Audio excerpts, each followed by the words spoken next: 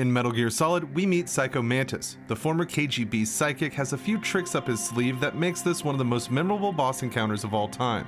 Things get weird before we even come face to face with Mantis, as Meryl will begin to act pretty strange the closer we get to the commander's office. During this period, if we use the first-person view, we will see through the eyes of Meryl, even though the map will show Snake's cone. After we get adequately introduced to Mantis, he will show off his powers. During this, some dialogue will be different depending on how you have played the game, or if you have played some other Konami games. Usually, Mantis will remark that your memory is clean. Still, if your memory card has saves from a couple of different Konami titles, he will mention these as he reads your mind. You are a very methodical man, the type that always kicks his tires before he leaves. You are a highly skilled warrior, well suited to this stealth mission. You are extremely careful of traps. You are either very cautious, or you are a coward. Still don't believe me? Now I'll read more deeply into your soul. I can see into your mind. You like Castlevania, don't you?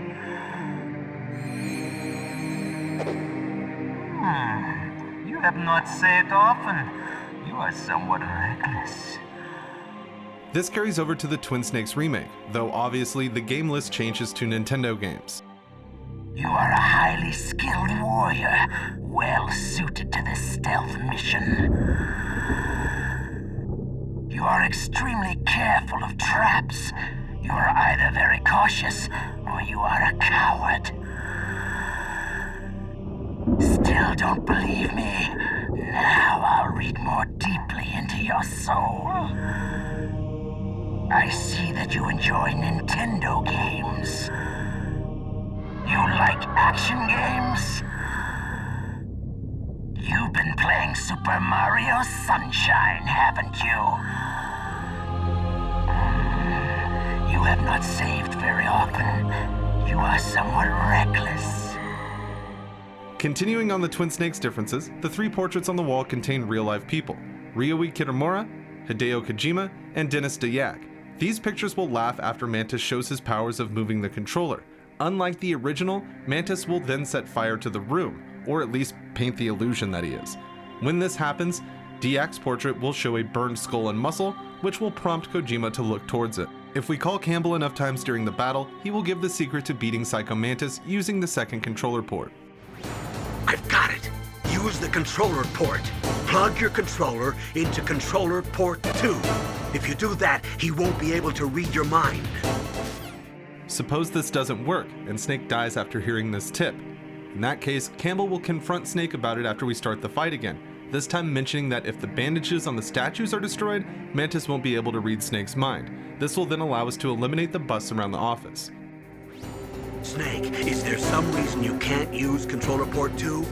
Well, it's okay. Do you see something that looks like a statue on both sides of the room? Yeah, you mean those things with their faces all wrapped up in leather bands? Yes. Attack those statues to uncover their faces. Why? Those statues were modeled after Mantis's real face. Mantis despises the sight of his own face. If he suddenly sees his own disfigured face staring at him, it might break his concentration. Snake, if you destroy the faces of those statues, you should be able to disturb Mantis's psychic powers. TKs-Mantis is genuinely a great character in a series filled with stellar writing and game development.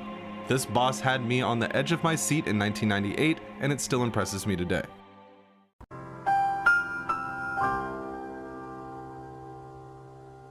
Squeeze my hog.